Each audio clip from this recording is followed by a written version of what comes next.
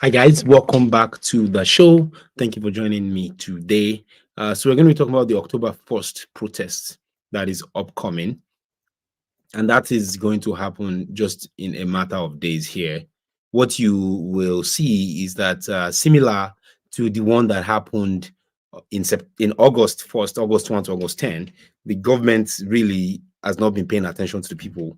And very recently, one of the organizers came out and said that he's being targeted by the DSS.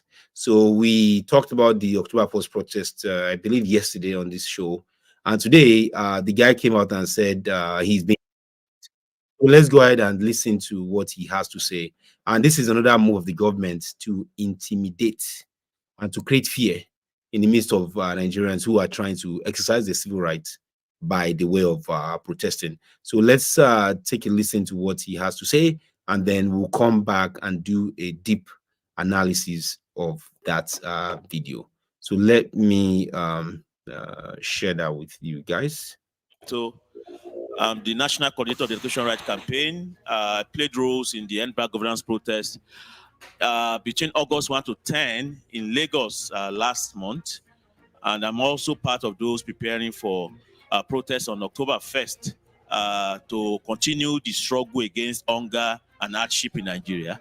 And I'd like the Nigerian people to know that the Department of State Security, as well as all the security agencies in the country, they continue to target me, for criminal and obviously illegal surveillance.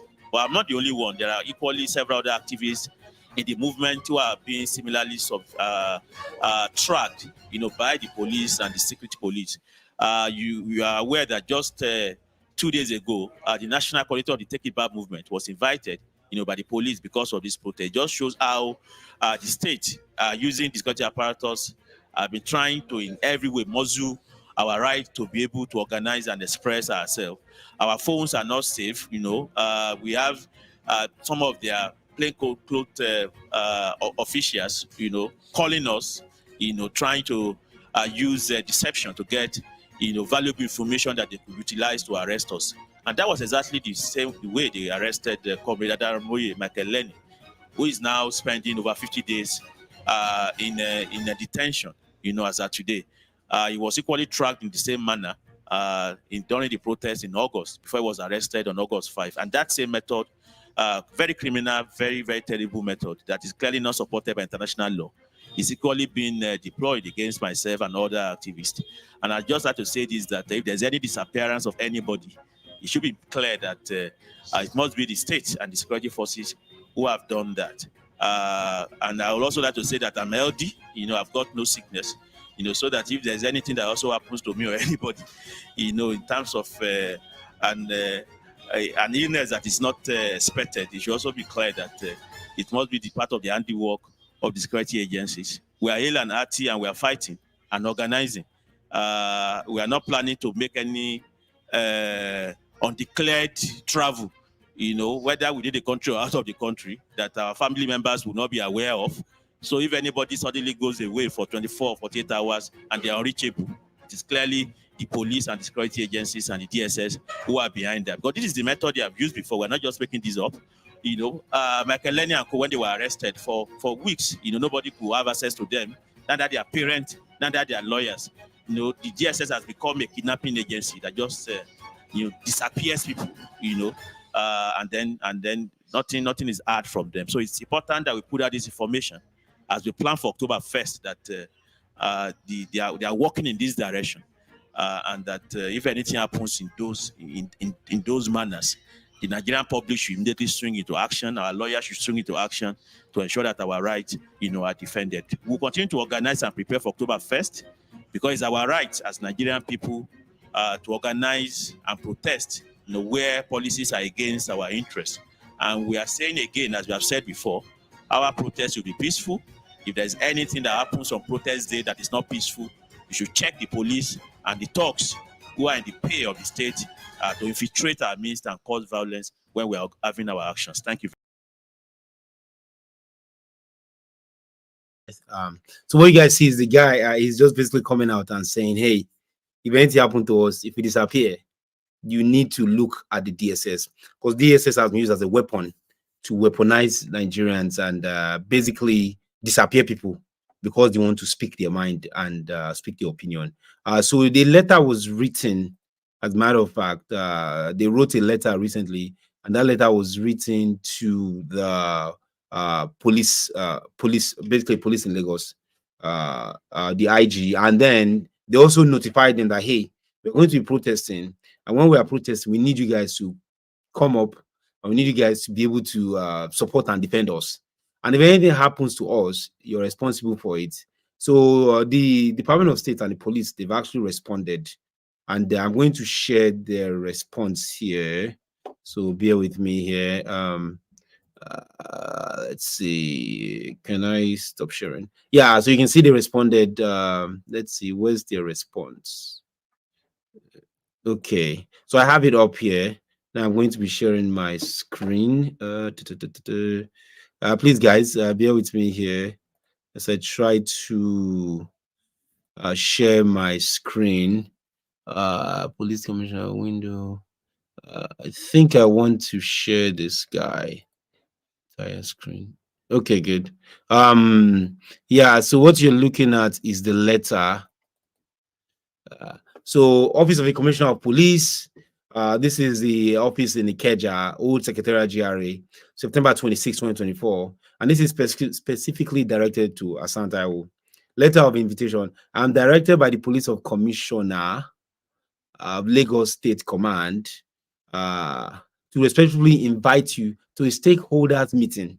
This event is scheduled to hold on the 27th of 2024 at 4 p.m. So I don't know what the outcome of this will be, but this is a way of intimidation whereby the police is being used, and the police here is inviting them and say, come, let's have a chat. So I think the guys are going to go and meet with the police, but the police is constantly being used as a tool and a weapon to intimidate Nigerian citizens. And these are young guys who, again, the society has not benefited, or they have not benefited for the current government, and nobody has in general.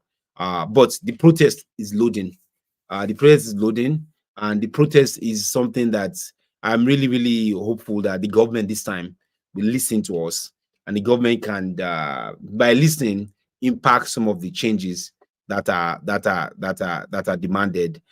So what exactly are these guys asking for? They gave a press conference, I believe yesterday, and in that press conference, they talked about what they wanted, and hopefully the government can listen. Part of that is has to be them releasing the guys that were detained from the End Bad Government's protest. Give me one sec.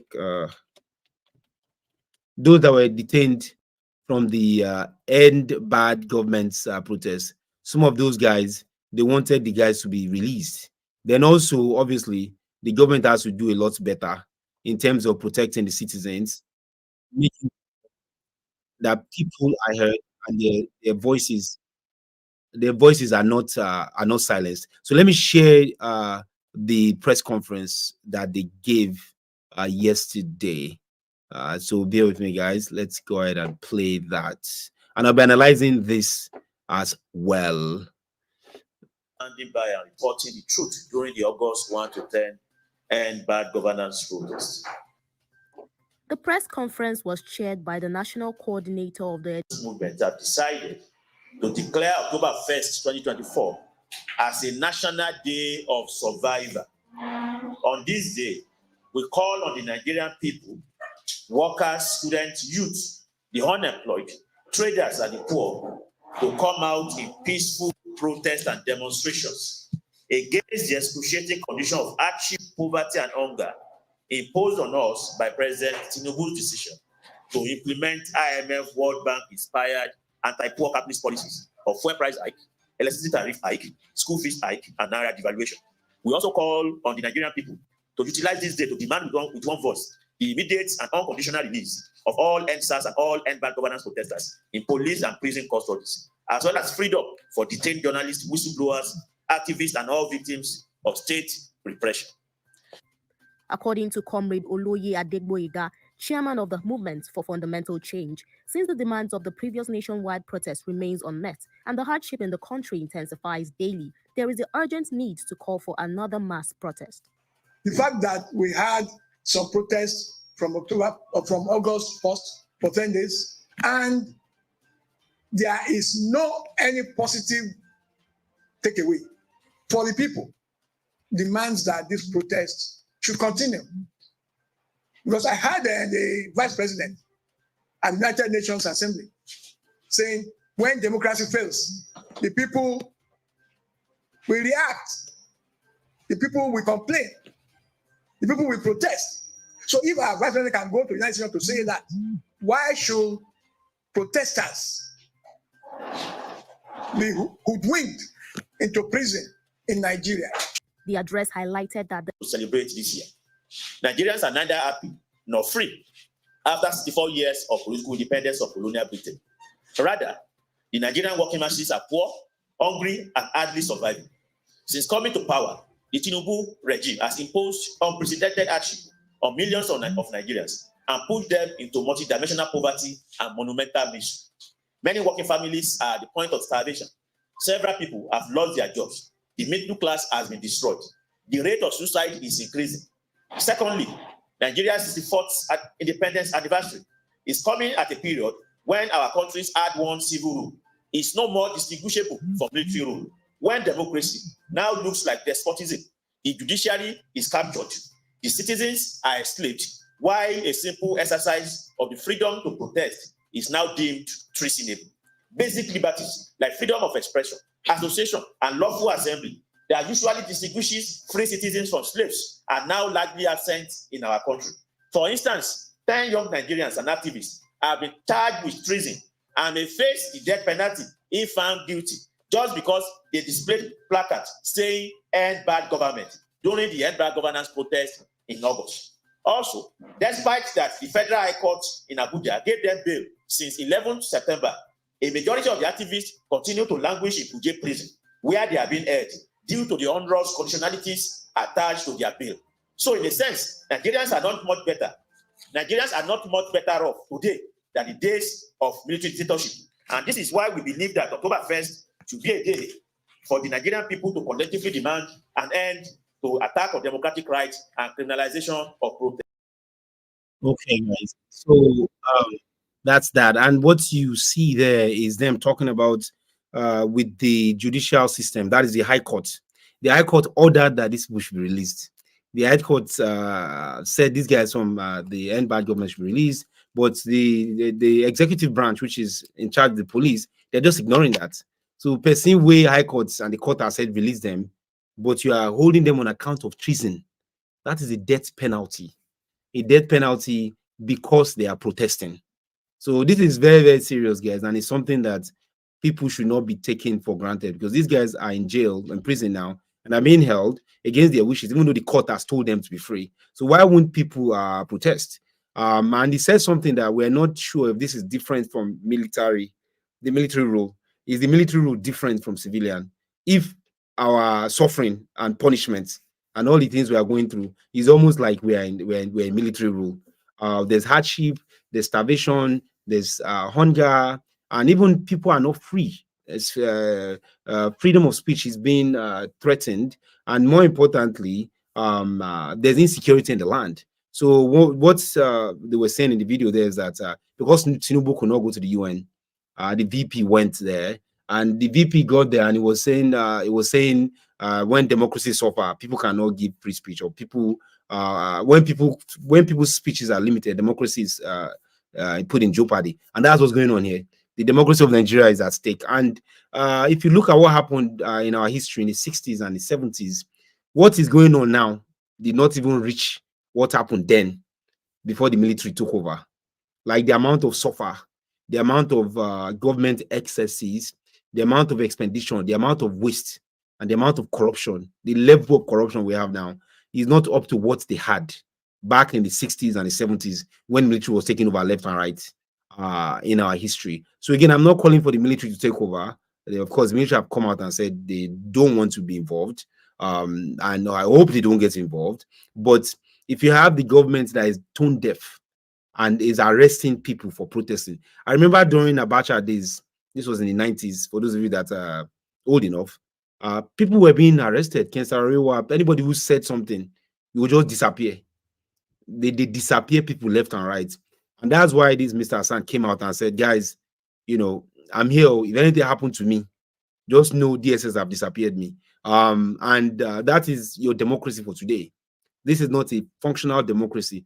Another thing I want to say is that during Jonathan was giving press. There was, I think it was every Sunday or so, or like once a month. He was giving press statements.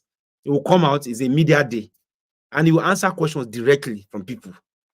That is, it's like we don't even, it's like Nigeria is getting worse and worse, and we are forgetting.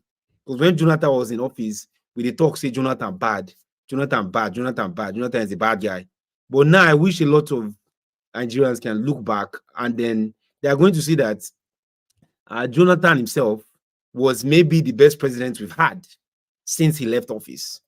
So since Jonathan left office, Jonathan might have been the best president we have had.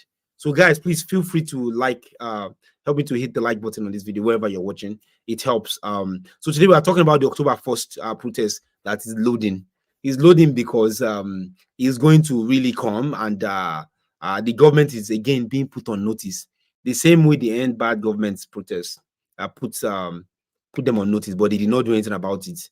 And the police has actually sent a letter to Hassan Taiwo. I shared that in the beginning, and they want to have a meeting with him in Ikeja Secretariat on the 27th. But he came out and was saying, guys, if I disappear, now DSS, if anything happens to me, now DSS, making I just know, say, this is what DSS now has become. It's now become a political weapon that the government is using. So if we care about this democracy, for those of us that are old enough, and we know what we went through during IBB, we know what we went through during Sonny Abacha, we know what we went through during the interim government of Shoneko, and then Abdul Salam when he came into office. Most of us are smart enough to be very, very concerned about what is going on. We need to be very, very concerned. Nigeria does not have a lot of history of protest. We don't protest like that. Protest is not something that is common. We don't wake up and just say, oh yeah, it's protest that remain today. No, because we're very, very peaceful people in general. So the protests we've had, they are not very many. I think we are not really a nation that is, I can count maybe a dozen or so protests we have. So for protests to be happening, like almost a common thing now, like the last one was like in August, and October 1 now, there's another protest coming. It begs the question that what exactly is going on? Like, is this what the country is going to be now, where we are just going to be protesting? So here's the list of protests in Nigeria. So there was one in 1929, the About Women's riots, basically talking about taxes. They don't like the taxes of the colonial master. So that was number one. In 1947, that is almost 18 years later. So one protest, the next protest was 18 years later, led by, it was the Abeokuta Women's Revolt. And I think this was led by Fela's mother. Again, taxes. They're talking about taxes. Again, you can look this up by yourself. The next one after them, from 1947 to 1971, that's 31 years later. 31 years later, and that's a students' university protest. Basically, there was a 50 kobo increase in student fees, which sparked a protest. That was April 17, 1978. So that's number 3. The fourth protest was in 1989, which is 11 years later. And that is the anti-SAP riots. Basically, National Union of Nigerian Students. The structural adjustment program. Yes, that's what that was. And it was under Babangida-led government. Basically, the IMF was imposing this. Even today, IMF is imposing many taxes upon Nigeria indirectly by way of Tinubu that we're not talking about, we're not paying attention to. But this was, again, 11 years later. That makes number 4. So if you look at it from 1929 to 1989, that is about almost 60 years. And there are just 4 protests. So one protest every 15 years. Then the next one is in 1993, June 12th. For those of us that are old enough, remember June 12th, during the annulment of the MK Abiola by IBB. Again, 2 protests during IBB's term throughout. And from 1993 to 2012, there was no other protests. That is a good about 19 years later. Occupy Nigeria. We protested Good Luck. And also, if you remember, Good Luck wanted to increase the price of petrol. People came out and protested, and then he removed the fuel subsidy. That's what this one was about, removal of the fuel subsidies. And Jonathan listened. Tinubu was one of those protesting then that why would he remove fuel subsidy? Jonathan reinstated the fuel subsidy. Then all what we know now is about the NSAS, which occurred in 2020. And then up until the very recent one. So in our history, if you count, we've had 1, 2, 3, 4, 5, 6, 7 protests in total up until Tinubu came into office. Now, Tinubu now will spoil this record because there's another protest that's coming up on August and October 1. So that is 2 in a period of 2 months. So again, everything with this guy talk, just touch, it just the budget, dabaru, everything just the scatter left and right. And the government, Milocon, is not by force. You are not able to govern and you are employing incompetent people, then it's a question that we need to ask, like, why are you having 2 protests in 2 months since you're in office? The last person that had the protest was twice in his administration, and that was during the military era under IBB, one for June 12th and one for the anti-SAP riots, and that was in a period of 4 years for 2 different things. Here it seems like almost the same thing: hunger, money laundering, corruption everywhere, and just really, really, really sad that we're going to have to go through this. See Toju Baba, my guy, welcome. Yeah, thank you. I miss you, man. So what are you saying here? What he's saying is, yes, see Toju, welcome to the show. It's a shame for Nigeria to degenerate to this level of poverty. I completely agree with you, see Toju. It's a shame for Nigeria to degenerate to this level of poverty. The poverty is high, and people are really, really suffering. And what Hassan Taiwo was saying in the video I played earlier was him saying, we cannot tell the difference between the military and the civilian. There's no difference. In fact, some people have said, again, no me talk, some people have said that the military era is even better than this. The military era is better than this. Which you think about that, how can the military be better than this? How is it possible that the military era can be better than this? I think in the military, there was no hardship the way hardship is now. The hardship is very real. The level of poverty is real. Subsidy is real. And even the military, they seem to be educated, because I did a stream a couple of days ago where I talked about how flat the dollar to naira was throughout the whole military era. Whatever they did was working. Even if you remember then, the West was sanctioning our oil during the days of Abacha. They refused to buy oil from us because of all the human rights violation that Abacha, Kensarua, and all that was accused of. So they refused to buy oil from us during that time. And why did they refuse to buy oil from us? Because of the human rights abuse and human rights violation, like I said earlier. So point I'm trying to make is that if the military era, they're able to get the act together, if the military era, they're able to get some things done properly, how is it that during this democratic dispensation, which we have smart people, we have educated people, during the military era, the people that we have are people that went to military school and they didn't really go to formal education, but somehow they were able to manage the economy better. They're able to manage the numbers, they're able to provide jobs for people, and every Nigerian was happy. I remember during the days of IBB, there was corruption, but everybody did chop. And I'm not here trying to endorse corruption, but if the money went around, But you have these guys here who are enacting policies that are practically bad for the masses without even blinking.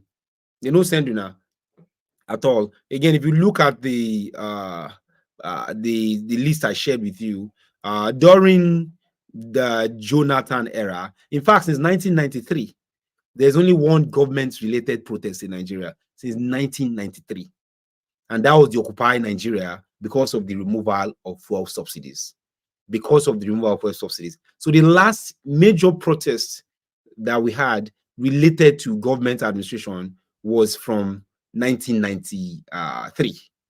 The one in 2012 is because of fuel subsidy removal. That's 31 years ago, people. So some of you watching this were not born then. That was the last major protest, and that's because of June 12 election. But the protest after that was because of the fuel subsidy removal, and then Jonathan reversed his course and he put it back in place.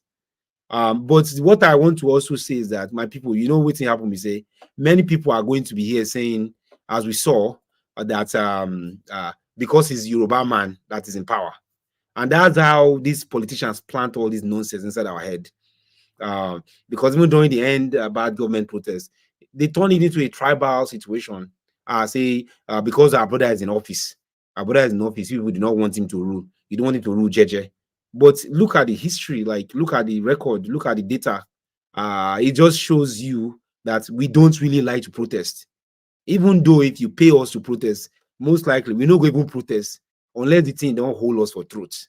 So protesting is not in our nature. It's not something we do. Julian, welcome. Yeah, thank you, Julian. Yeah, thank you guys. You guys are awesome. Julian, thank you for the comments. He said this game is neo-colonialism. The West has Nigeria extracting our resources on autopilot with the elite. Or more, Julia, what you said is 100% correct. I could not have said it better. Neocolonialism, I did a video on that too on the channel, where I talked about the modern day slavery, and how you have someone like Dangote who has gone and he went to IB Group, and with Bill Gates and all those guys, they gave him money, 70% of the $20 billion to build the refinery. Of course, they need a Nigerian face to be there, but everybody was jubilating. Say, thank God though, Dangote, he's going to fix Nigeria. He used all the money. Person put 20 billion of his money. So that's when Tinubu get elected. You guys should watch my stream yesterday. When Tinubu got elected, the first thing, Dangote flew all the way from Obodo. He flew down to meet Tinubu and say, oh, no messes up. Our money is invested there. So I agree with you, Julian. This is neo-colonialism, whereby it's a form of colonialism, but a newer version of it. So you have our resources being extracted on autopilot.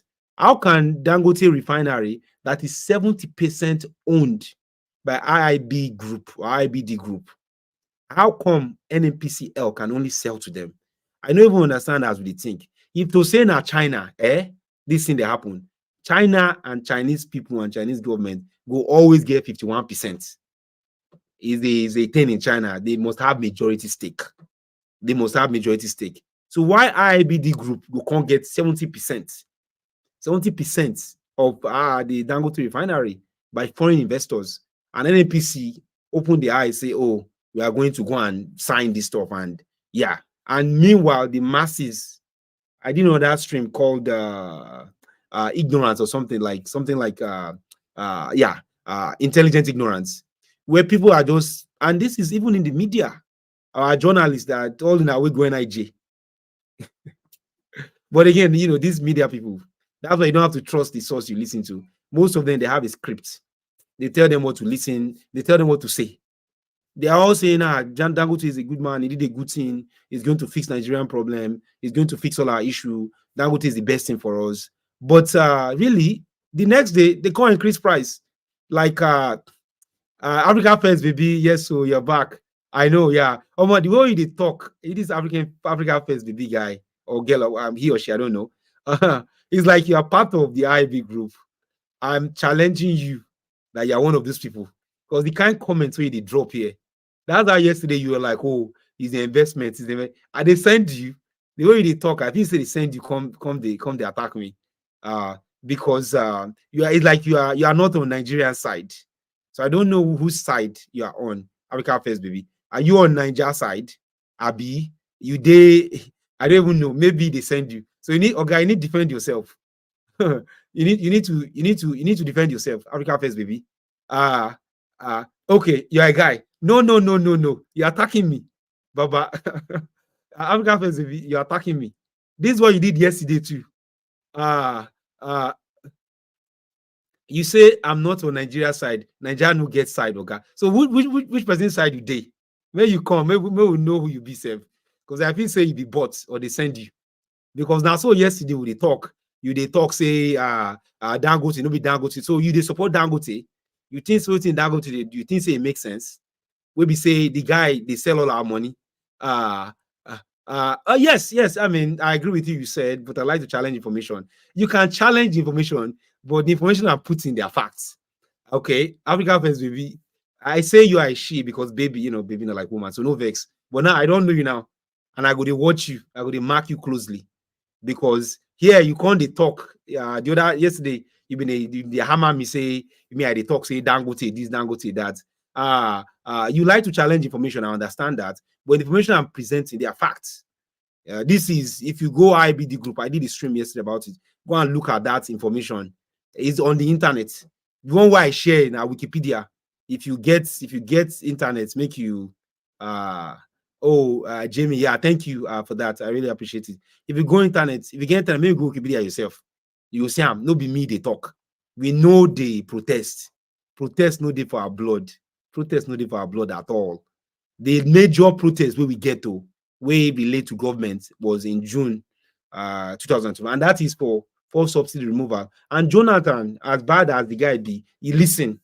You say, Nigeria, this one they do us, we say, we dey always, I don't know, like, we dey forget. That time, people they talk, Jonathan a bad guy, corruption. See APC government now, they carry Tinubu, can't give us. Before Tinubu, they carry Buhari give us. And none of them has been better. Now, if you look at this table, there was not even one single protest during Buhari. Because Buhari at least gets in small, commutes the subsidy. The last one before that was June 12th. And that is MQ Abiola. So in a total, like I talked earlier, 1, 2, 3, 4, 5, 6, 7. So since like colonialism, which is 1910, when Nigeria became an independence, there's been 10 protests. 10 in total. So since 1910, let's say, till 2020, 24, there's been 10 protests in total, according to Wikipedia. Don't believe my word, look at it for yourself. So meaning there's like one protest every 10 years. Every 10 years, there's one protest. But under this Jagaban, Emilokon, we must rule, we are getting a second protest in the period of 2 months. Even if now me be president, I go feel bad. I go try do something, make I fix them. Africa Day, yes, I agree with you. Stockholm syndrome, yes, that's pretty much what is going on. I completely agree with you. Stockholm syndrome. So these protests, they are real. Nobody's kind of trying to address them from the government. Instead, what they are trying to do is to intimidate people. And Stockholm syndrome, for those of you who don't know, is just a psychological response of being held captive. I think that's the meaning of that. Correct me if I'm wrong. Basically, you feel sorry for the for the person. You feel sorry for or defend the abuser. So somebody's abusing you, somebody's punishing you, but you feel loyal to that person. That's basically what that means. I think, yeah. So you feel sorry for the person. So person day, let's say you day abusive marriage, or abusive relationship. You get boyfriend, like, but the girlfriend, they punch you every day. They slap your face, they punch you every day. But then you can't feel sorry. Say, this boyfriend, why? Say the boyfriend just beat me, but the guy is a nice guy. Say, na me cause him. So Africa Day, thank you for that comment. And this is exactly what's going on in Nigeria today. Is the Stockholm syndrome. The syndrome where people believe that the abuser is trying. Tinubu is trying. Omoko easy to rule Nigeria. Nigeria Legon. You feel very, very sorry for him. And that is what Stockholm syndrome is. Somebody's abusing you. They are slapping you left and right. They are taking your natural resources. And they feel sorry for them. This is exactly what happened with the case of Dangote refinery. When Dangote was complaining, he was making noise, and he was saying, "Oh wow, they don't want to sell oil for me. They don't want to sell oil for me." Dangote came to the media and was making noise. Then we can't feel sorry for Dangote. So African Day, oh my, you are so on point. I really like what you said there about that Stockholm syndrome. Many people can't defend Dangote. come out, they defend Dangote, they say Dangote use the money, Dangote use 20 billion of it. When we go learn, when we go get sense, Dangote use 20 billion of the money. I one person. There was one I saw, maybe it's on Arise on channels. One of the presenters was like, he could have gone to Arsenal and buy a football stadium. He could have gone to Manchester United and invest his money. I'm like, dude, you're not even educated. But you're on TV, national TV, misinforming the masses, spewing nonsense. No research, no data, nothing. Just they talk anyhow, bees, bars, boos. So this is what we see, and that is very, very sad. Is again the Stockholm syndrome effect. So African first, baby. I don't support Dangote. I'm just saying Dangote cannot help Nigeria. Yes, hey, correct guy. Now you talk. Yeah. So Dangote cannot help Nigeria. Now you talk correct. Dangote cannot help Nigeria. So you're right. Dangote cannot help. And this is on Instagram. I don't know how to put that up here for you that are watching on other platforms, guys. So Dangote cannot help Nigeria at all. Even though he's lauded as the Messiah. This same Dangote went on Bloomberg yesterday and was saying subsidy must increase. Like subsidy needs to subsidy needs to go away. Sorry, subsidy must go away because he has to say that he's a bought black man who is basically a white man behind hiding as a black man. So give Nigeria rice na their way. Yes, so I agree with you, Baba. African possible. Give Nigeria rice na their way. So another comment about African Day. Thank you guys for participating. African Day talk say Tinubu's government is only using gaslighting and intimidation of the oppressed instead of addressing the problem. Yes, and a person we don't like study the thing well. Now you can understand this thing. Tinubu's government is using gaslighting and intimidation. Look at now, Taiwo Hassan. The police have called him that, hey, let's meet on the 27th. Come to GRA Secretariat at 4 o'clock. Let's have a meeting. Because he went and he said, we are going to protest too. You guys are going to protest too. But intimidation, harassment, and all these state agencies. Now, when the protests begin, what is going to happen is these guys are also going to send people to start causing chaos. And they say, look at what the protesters are doing. We saw this during the end bad governments, and people were paid, bought by the government, instead of fixing the problem, instead of addressing the problem. On that comment by African Post, baby, nobody's talking about the 100 million he paid for land. Where's the money? That one is another African Day. That one, another whole stream by the level of corruption, EFCC. So there are three arms of government, as you guys know. There's the legislative, there's the judicial, and the executive. The legislative, in this our democracy, or as African they called it, he said the game is neo-colonialism. So these are neo-colonialism. There are three branches of government. There's the executive, there's the legislative, and then there's the judiciary. Normally, each arm is supposed to checkmate each other arm. Those three arms are supposed to be co-equal.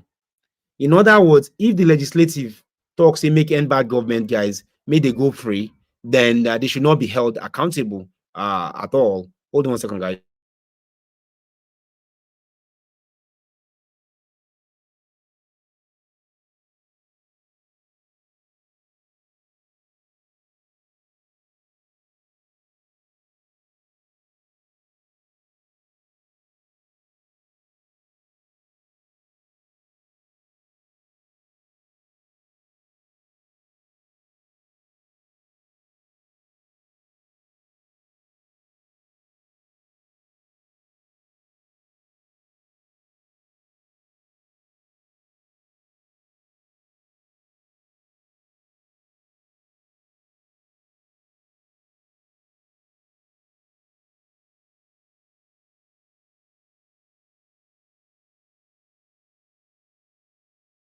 Okay, sorry about that, guys. Yeah, so that's what's going on, and you can see money laundering everywhere, neocolonialism at its best. And I think at the end of the day, you need to ask yourself: is it the kind of government we want? Is this what we voted for? And are these people we put in office? So, guys, I'm going to have to end the stream shortly because I have someone who's blowing my phone up and just some other things to attend to. Give me 1 sec.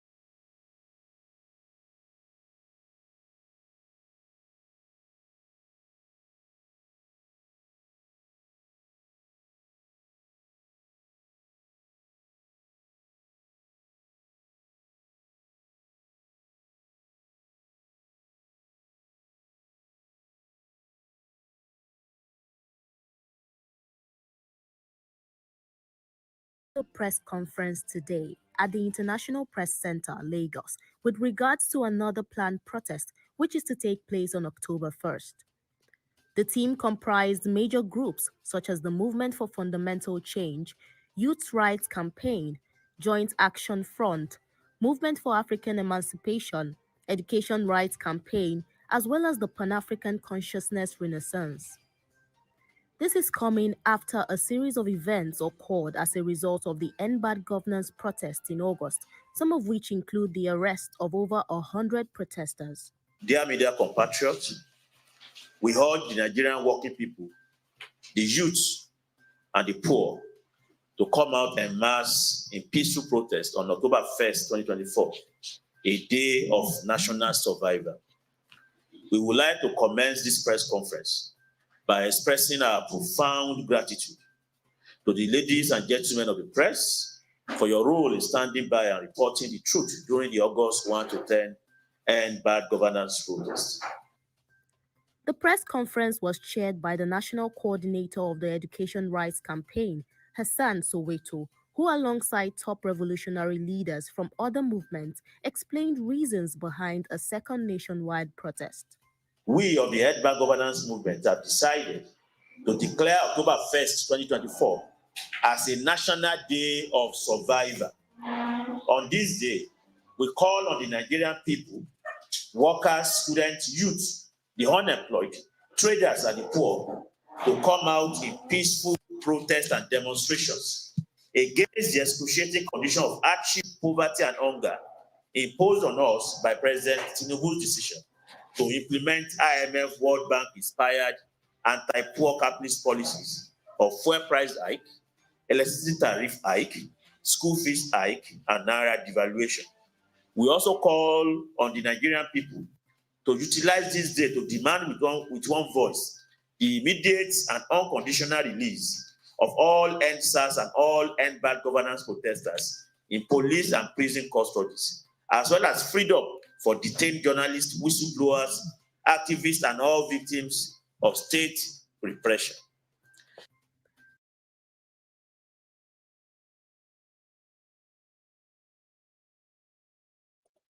Okay, guys, so you've heard it there. That's what's going on, and that is just again the organizers calling and crying out and saying that if this doesn't stop, something bad will happen, and we're going to be protesting. So let's continue. According to fails, the people will react, the people will complain, the people will protest. So if our vice president can go to the United States to say that, why should protesters be hoodwinked into prison in Nigeria? The address highlighted that the upcoming mass protest has been tagged National Day of Survival to mark another fight against hardship, poverty, and hunger currently plaguing the country. There are several reasons why we have decided to name October 1st as a National Day of Survival. The first reason is that whereas every October 1st is a day to celebrate Nigeria's national independence, we do not think that our country has anything to celebrate this year. Nigerians are neither happy nor free after 64 years of political independence from colonial Britain. Rather, the Nigerian working masses are poor, hungry, and hardly surviving. Since coming to power, the Tinubu regime has imposed unprecedented hardship on millions of Nigerians and pushed them into multidimensional poverty and monumental misery. Many working families are at the point of starvation. Several people have lost their jobs. The middle class has been destroyed. The rate of suicide is increasing. Secondly, Nigeria's 64th independence anniversary is coming at a period when our country's hard-won civil rule is no more distinguishable from military rule. When democracy now looks like despotism, the judiciary is captured, the citizens are enslaved, while a simple exercise of the freedom to protest is now deemed treasonable. Basic liberties like freedom of expression, association, and lawful assembly that usually distinguishes free citizens from slaves are now largely absent in our country. For instance, 10 young Nigerians and activists have been charged with treason and may face the death penalty if found guilty just because they displayed placards saying "End bad government" during the End Bad Governance protest in August. Also, despite that the Federal High Court in Abuja gave them bail since 11 September, a majority of the activists continue to languish in Kuje prison, where they are being held due to the onerous conditionalities attached to their bail. So, in a sense, Nigerians are not much better. Nigerians are not much better off today than the days of military dictatorship. And this is why we believe that October 1st should be a day for the Nigerian people to collectively demand an end to attack on democratic rights and criminalization of protest.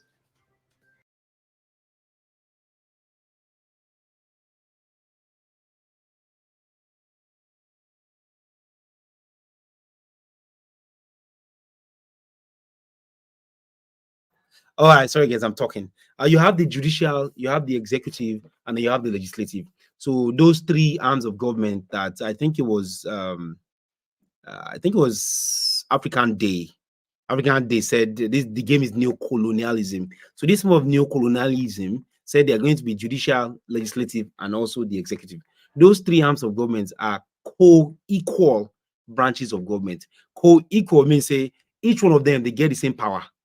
No one part get power past another part.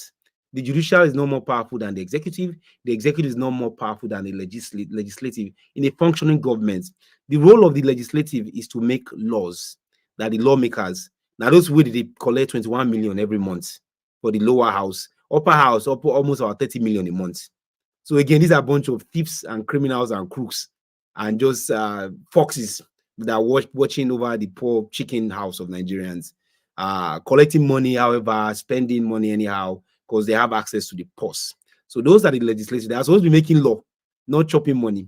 Now, the legislative, when they make a law, the judicial, they carry out the law because they are judges and Supreme Court justices. They carry out the law.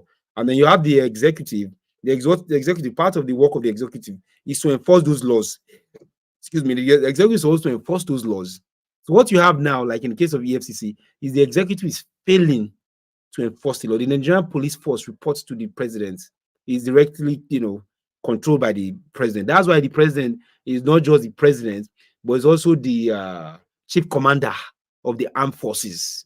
So if you look at the flag, there's the Nigerian flag, and there's also the commander of the Nigerian armed forces, which have the Navy, the Air Force, Nigerian Navy, Nigerian Air Force, Nigerian Army, just all the whole air forces, because they rest with the executive. So in this our country called Nigeria, the executive is failing. The executive, because what Mr. Hassan talked about in the video is that end bad government people, they are being held, people that protested, and the judicial has told them to go free. But the executive is not listening to the judicial. The executive is still holding them. Also, the case of Mazi Namdi, you have a situation whereby the executive, the judicial have said this man, there's nothing with him, the Supreme Court at least, and the appellate court have said he's a free man, he needs to be let free go. But the executive, DSS said, we don't care, we don't listen. So the government is clearly broken. The government has broken. Like the government is not working like it's supposed to work. It's broken, and you have the executive that is acting as if it's more powerful. In this are neo-colonistic game. The executive are acting as if they are deaf and dumb, and they don't know how democracy works. In other parts of the world, the three arms of government are supposed to be co-equal. So another comment. Thank you for your comment, guys. This one is from African Day. South African whites want independence of the white Cape country. Do we support them like VP Shetima support independence of Palestine? Another good one. Again, you are bringing out a lot of points, African Day, and this is like a whole different topic that I can go into. But you have the Igbos that want independence; they're not getting independence they're not getting Biafra at all. So something to really consider. So, guys, I mean, I'm coming up on an hour here, and I'm going to end this stream. But thank you guys for watching. Julian, thank you for your comment. Looted money everywhere. I agree with you.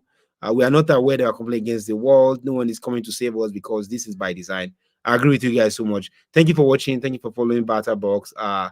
Lots of comments coming in. Another one is why the government can come out and address Nigerians on what to do something. Yeah, why can't the government come out? Because they're incompetent. They can't give a speech. That's the problem. Like I talked earlier at the beginning of this stream, Jonathan West, when he was in office, he had a media day. He would just come out and say, here's what's going on, here's the status. And then Nigerians were complaining, he's doing this, but at least we are hearing from the guy. Why never once had any of that at all, given that it was, I think, 255 days out of the country on medical treatment. So then Tinubu himself gave a pre-recorded speech, if you remember, the end bad government speech. Albert Otubu, welcome to the stream. Nice to have you here. When will you understand the government of Nigeria has never cared about its citizens ever? This is still prequel, I believe. Albert Otubu, grammar, I love it. He said this is prequel. So prequel is, sequel after a prequel. I think that's what it means. This is before. I believe the real suffering has not yet started. So Albert, what you are saying is that one is scary, chairman. You are saying this is just the beginning because the real suffering it never starts yet. And somehow, African First Baby, you said that is profits. This is for his orga. Yeah, so you're right. It's just suffering unprecedented is about to happen. And one of the protests we had was the end bad government protest, which thank you, Julian. Unfortunately, I agree. Yeah, unfortunately, I agree with you too. During the Jonathan only had one protest throughout his whole period, just one, and that was the end fuel subsidy that he did. He ended the fuel subsidy, but it was like he removed it later. He ended up removing it, but Tinubu coming in from day one, and everybody was okay with it. We are like, we are fine, no problem. And when you talk now, they say, oh, Feki Yoruba, Joba, there are a lot of Yorubas that came out and were saying, support Yoruba or something. So it's just what he's doing is not good. And like you rightly said, Albert, you said this is a prequel. So thank you guys for watching. I'm gonna go ahead and end the stream there. Please like this video, just hit the like button wherever you're watching, if you're on YouTube specifically, and subscribe to our channel if you haven't. We'll continue to bring more and more of this, and we'll continue to closely monitor this protest. We're also following the Bobrisky case as it evolves and BDM. Just a lot to cover. Maybe I'll do a different video on that. Thank you so much, guys, for watching, and I will Eko Nibajabi, Nigeria Nibaja. Yeah, I'll catch you in the next one. Bye, guys.